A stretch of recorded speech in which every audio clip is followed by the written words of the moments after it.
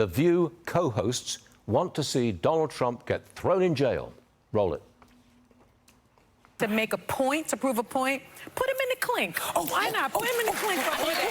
I don't want this to sound like I'm doing wishful thinking. Yes. But which prison would be best? You know, I'm okay if he goes to Alcatraz and they reopen it.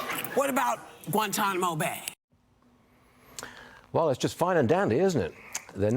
Trump's National Press Secretary, Karoline Leavitt, joins me now. Karoline, thanks for coming back to the show. How do you think voters are going to react when they see something like that on TV?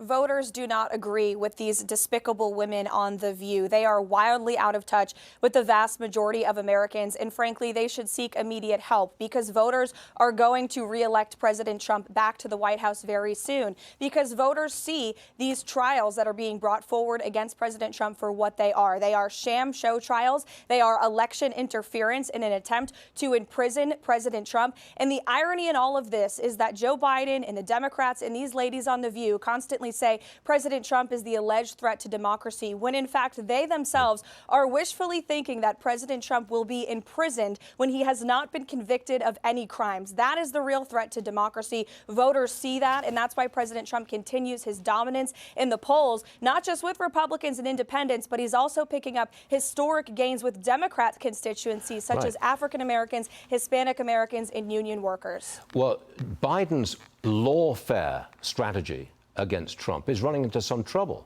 The classified documents case has been postponed indefinitely. There's trouble in the Georgia case. Fani Willis could be thrown off the case, and that would just about end the case. And it looks like the New York criminal trial will be the only one he'll face before the election. Trump's winning the lawfare strategy that Biden's imposing.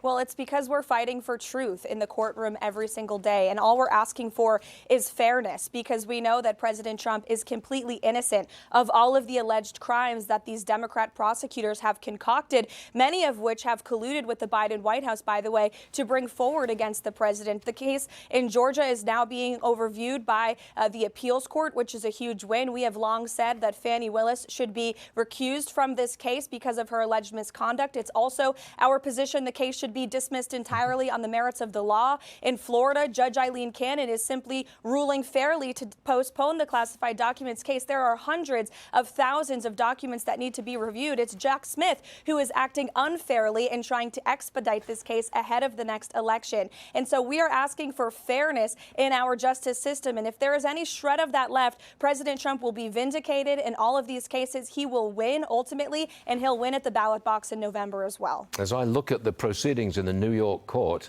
I get the impression that Mr. Trump will rather like the judge to put him in prison, because the reaction against that would be very significant. What do you say?